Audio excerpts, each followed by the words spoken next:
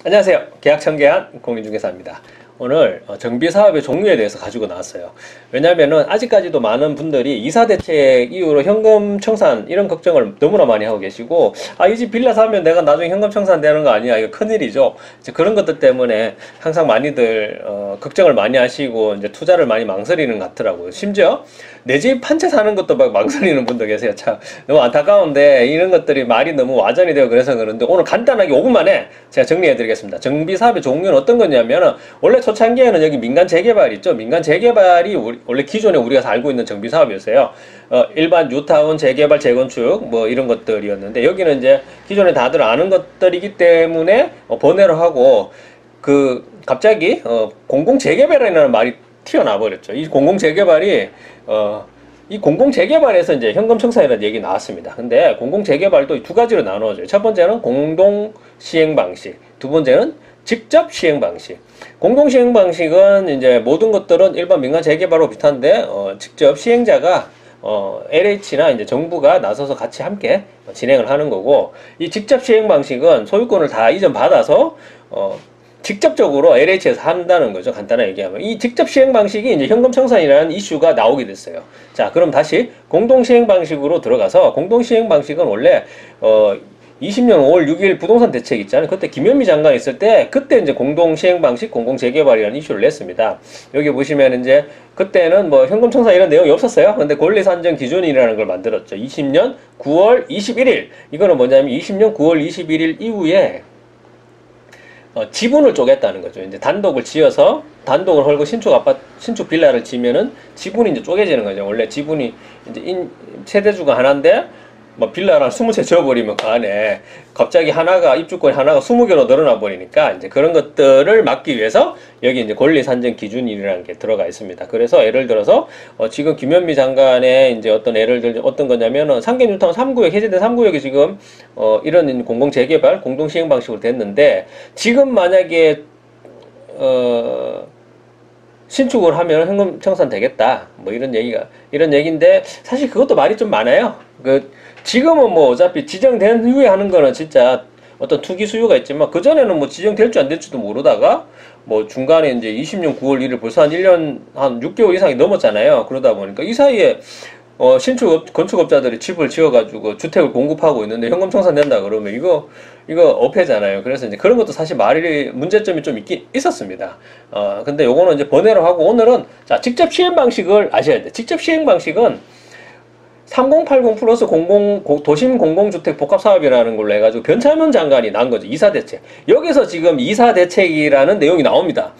자, 이사대책에서 변창흠 장관이 2월 4일 이후로 집을 사면 다 현금 청산이야, 그런 도구 같은 소리를 했죠. 그래서 이제 말들이 상당히 많고, 중개하는 입장에서 너무 이제 난리가 났었는데, 다들 막 갑자기 분위기 확 꺼져버렸죠. 근데 사실 그때 그 당시에 제 기억으로는 이제 한 3, 4개월 되었는데, 막 아파트 가격 많이 오르고 빌라들도 막 진짜 완전 불장이었어요. 이제 따라서 오른다고 이제 막 진짜 빌라들도 막 진짜 막 사고 막 그러고 막 그러다 보니까 막 이슈가 되고 이래서 변창흠 장관이 어쩔 수 없이 또 수요를 좀 죽이기 위해서 이제 그런 말을 했습니다. 근데 뭐 법적으로 아무 하자 없다. 근데 사실은 그게 아주 법적으로 문제가 아니라 진짜 너무 큰일 날 일이죠. 왜냐하면 내가 이사대책이 어떻게 될지도, 어디서 구역 지정될지도 모르는데, 내가 2월 4일 이후에 집을 매입했다 그래서 내가 현금 청산돼, 이거 말이 안 되잖아요.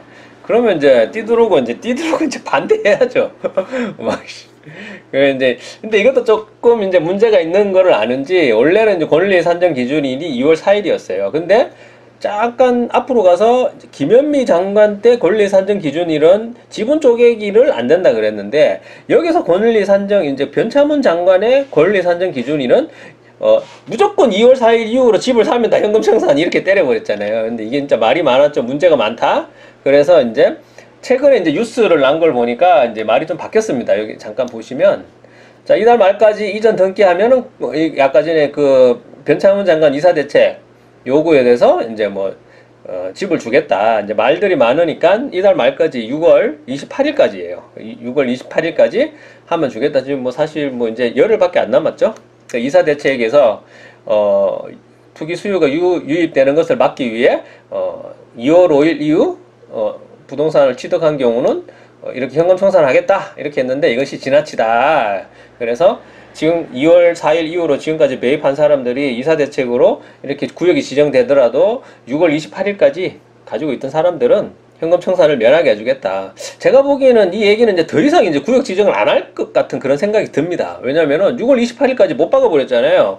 지금 벌써 한 40군데 정도를 했다 그러더라고요.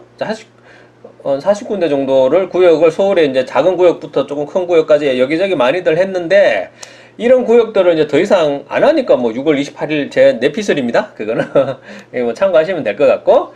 자, 그래서 지금 현재는 6월 28일 이후의 매수자는 현금 청산이다. 이제 이렇게 보시면 될 것 같아요. 그래서 정리를 하자면 무조건 현금 청산되는 거 아닙니다. 공공재개발도 여기에 있는 직접 시행 방식을 이제 3080 도심 공공주택 복합사업에 이 도심주택 공공복합사업은 LH에서 직권으로 그냥 무조건 선거한 거예요. 이렇게 선거해서 한 거기 때문에 사실 그게 주민들이 할 수 있는 의지는 없었죠. 뭐 왜냐하면 주민들이 하겠다고 직접 시행 방식을 하겠다고 뭐 서둘러 한 건 없으니까 서로 한 건 없으니까요. 그래서 일단 이렇게 현금 청산은 여기에 이 부분만 피하면 된다. 이렇게 알아주시면은 감사할 것 같습니다. 지금까지 계약 청계한 공인중개사였습니다. 감사합니다. 안녕.